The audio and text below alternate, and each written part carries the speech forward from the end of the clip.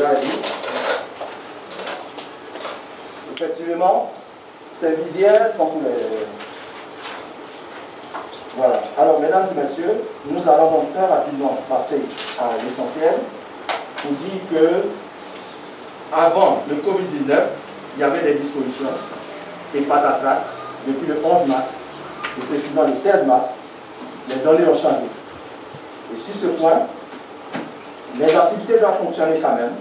Et Madame la Directrice Générale, sur instruction de Monsieur le Ministre de la Santé et de l'Hygiène publique, va procéder donc ce matin au lancement officiel du concours, mais surtout par rapport à son exposé préliminaire qui va juste nous faire l'analyse situationnelle et après nous passerons aux questions des journalistes. Madame la Directrice Générale, nous donnons la parole. Je voudrais avant tout dire merci à nos partenaires et aussi d'être présents et puis de nous avoir offert ce matériel de protection qui nous permet donc de protéger les yeux et en même temps de ne pas inhaler. De ne pas inhaler d'éviter si cela devait se produire. Et dire à l'ensemble de la communauté des journalistes que c'est vrai que d'habitude on lançait le concours en grande pompe. Mais dans ce contexte particulier, toutes les activités ont été reportées et les préinscriptions sont tenues déjà pour le mois d'avril, début avril, 2 avril, ont dû commencer le 4 mai. Et il était bon que de manière officielle, on dise que le concours est lancé. Connaissant un peu actuellement tout ce qui se passe comme arnaque sur les réseaux sociaux, donc il était important que de manière officielle cette annonce soit faite. Pour ce faire, je vous rappelle ce que c'est que l'Institut national de formation des agents de santé.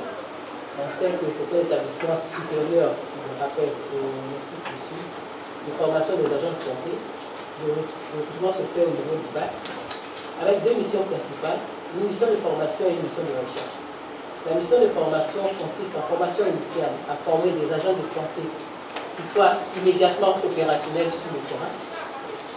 Pour la formation continue de la deuxième mission, il s'agit donc de former, de renforcer les compétences des agents de santé qui sont sur le terrain. Et aussi donc de faire la formation donc, des spécialistes qui eux vont accéder au grade A3. Et maintenant, nous avons une formation du cycle supérieur. Et en cela, il y a la formation du master qui se fait et aussi la formation en inspecteur de soins, ce qui permet donc de former des ressources humaines qui vont améliorer la qualité des soins et la qualité de l'enseignement. La mission de recherche, elle, c'est donc de promouvoir tout ce qui est recherche opérationnelle chez les infirmiers, sages-femmes et les biotechniciens. Maintenant, vous avez vu, c'est vrai, moi je me suis posé la question, je me suis dit que les gens doivent se poser la question de savoir, mais à l'INFAS, qu'est-ce qui se passe puisqu'il y a le Covid, l'INFAS n'a fait aucune information sur les activités donc, des étudiants. Donc il était bon qu'on vous le rappelle, pour dire que l'INFAS aussi n'a pas fermé cette année.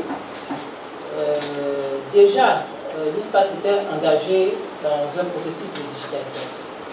Et l'année 2020 avait été inscrite sous la pleine exploitation des titres à l'information. Déjà, au lycée de l'INFAS, il y a plusieurs formations de mise en ligne des cours qui avaient débuté depuis 2016. En 2018, il y a eu la caravane sur la plateforme du 375 qui a concerné toutes les écoles, les archives, les documents, les enseignants et les étudiants ont été formés. Et dès la rentrée, les supports de formation, parce qu'avant chaque rentrée, les supports de formation que les étudiants doivent utiliser sont actualisés. Et donc, le travail avait été fait.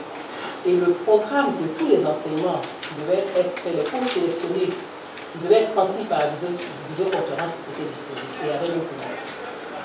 Donc, dans les activités, quand le président de la République a demandé à ce que les écoles soient fermées, c'était donc très simple. Tous les cours ont été mis sur la plateforme. Donc, près de 92% des cours ont été déposés sur la plateforme. Et la semaine d'après, nous avons commencé à faire des évaluations.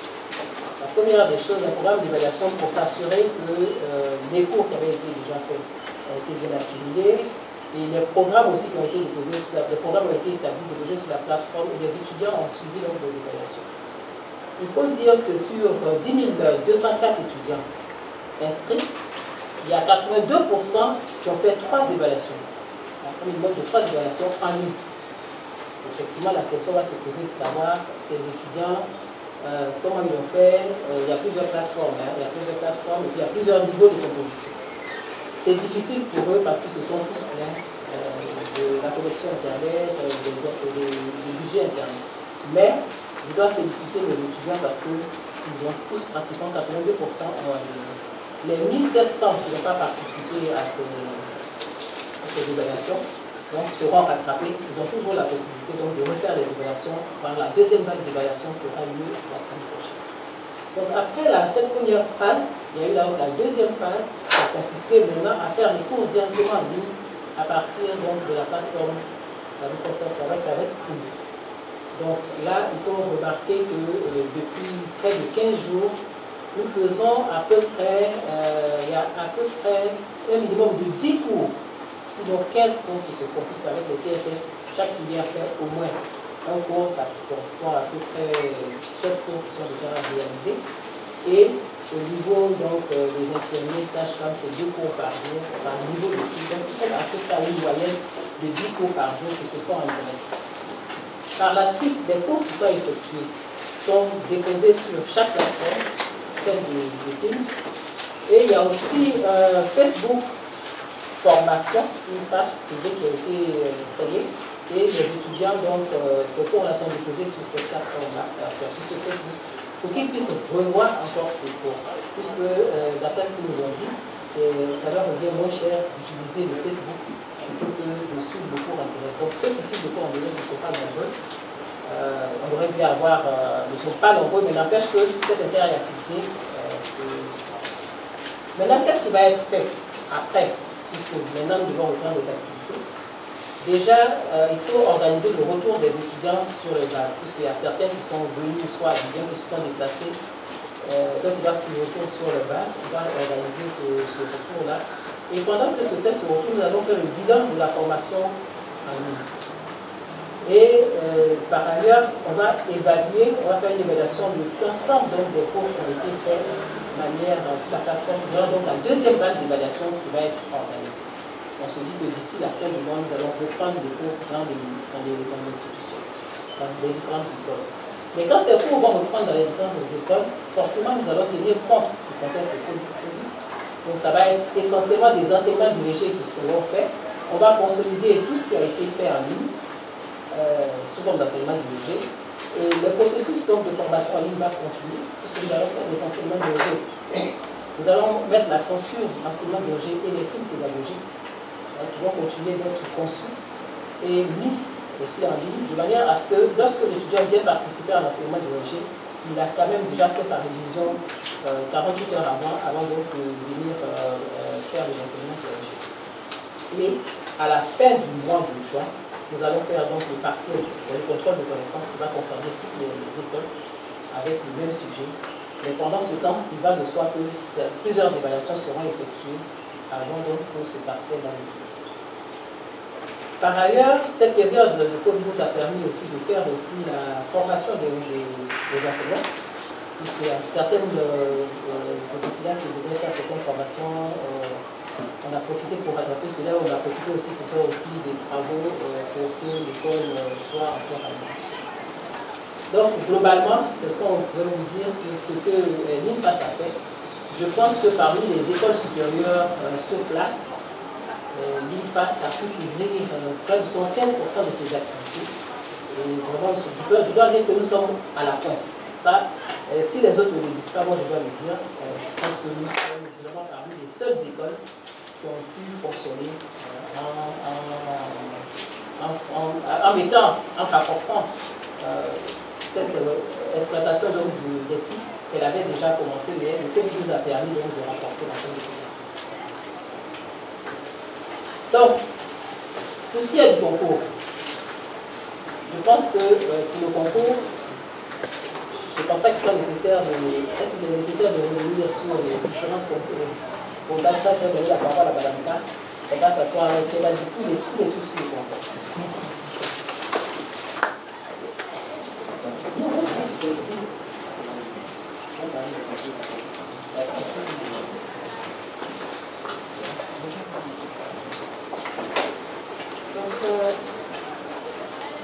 l'INFAS organise deux types de concours. On a le concours direct des infirmiers, sages-femmes et techniciens supérieurs de santé.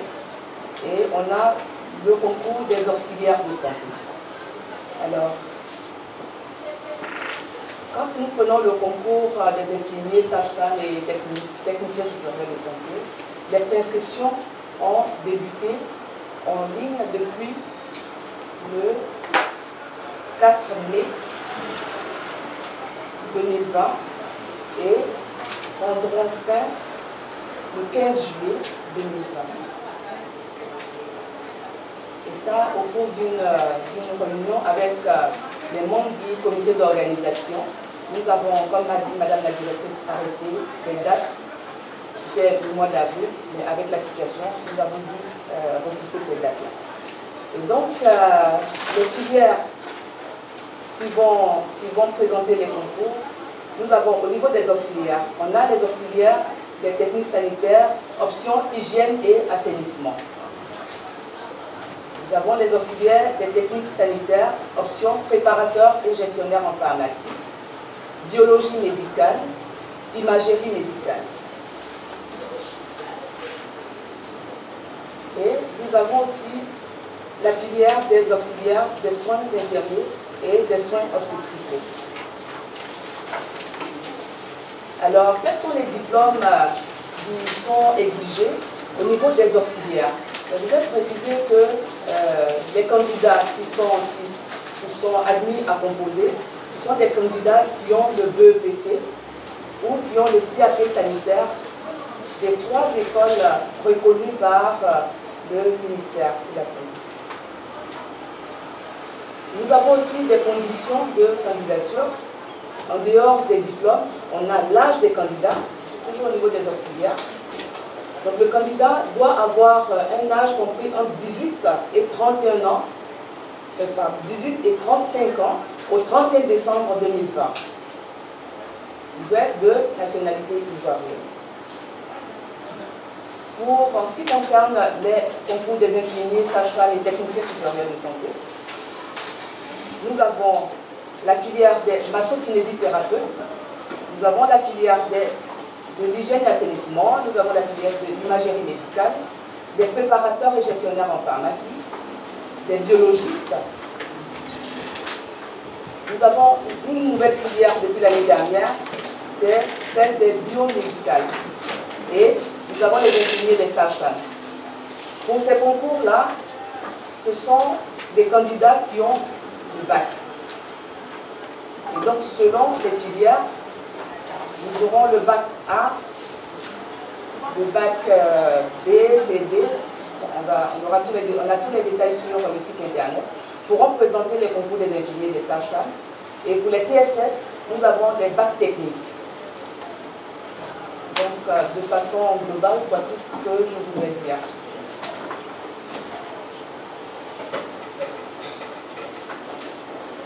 Nous voudrions aussi cette année, avec le contexte du Covid, mettre l'accent sur une filière particulière, qui est la filière de technicien d'hygiène et assainissement. Donc, pour ce faire, M. Méa,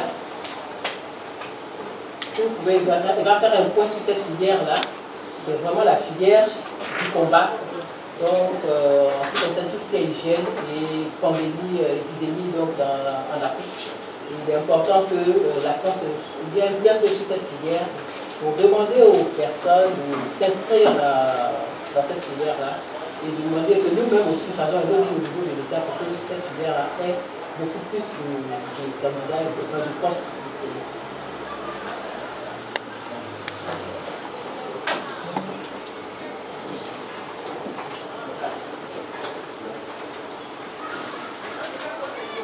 Merci Madame la directrice de me donner l'opportunité de faire promotion de notre corporation.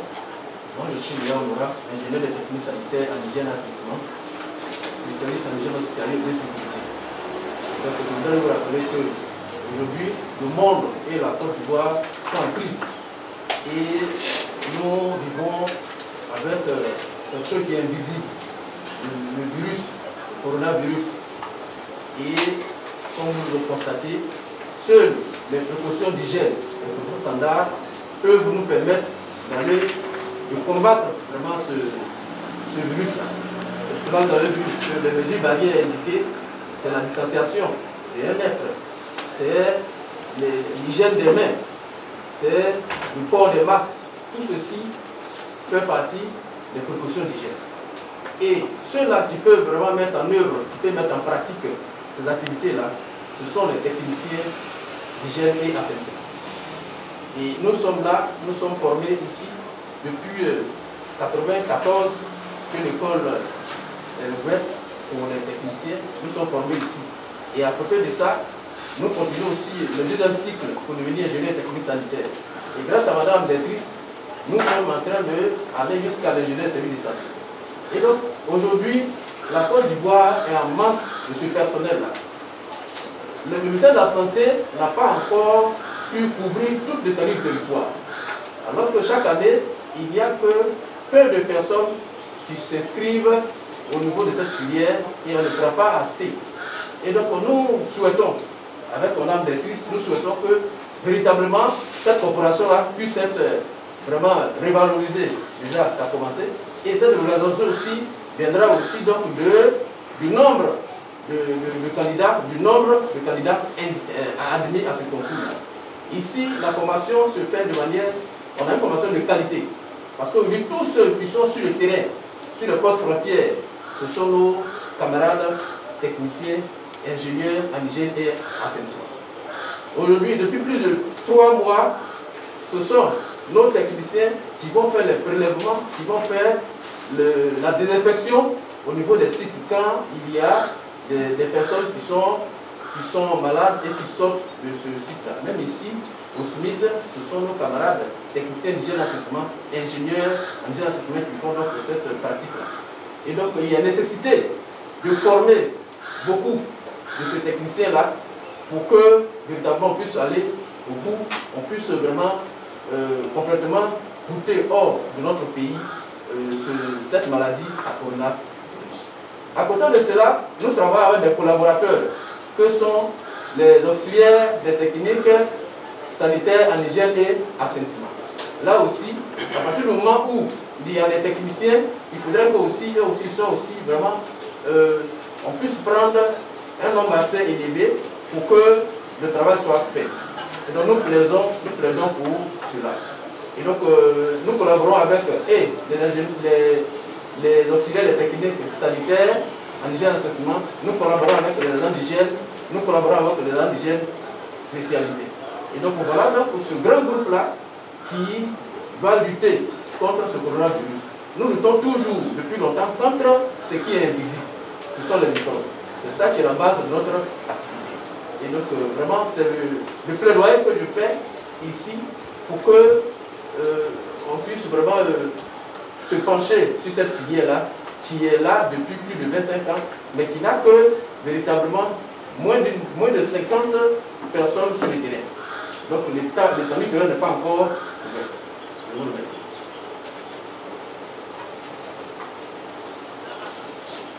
Je vais ajouter à la suite de M. Léa que ce n'est pas seulement pour le coronavirus, techniciens d'hygiène et assainissement, donc ils doivent participer à tout ce qui est hygiène, donc hygiène de l'environnement. Donc au niveau même de l'assainissement, ils participent aussi, donc ils sont dans les mairies. Donc en plus du Covid-19 qui permet donc de valoriser, de voir qu'il y a toutes les épidémies qui sont là, pour lesquelles il faut travailler, ne serait-ce que le paludisme. Donc ils travaillent dans tous ces domaines-là.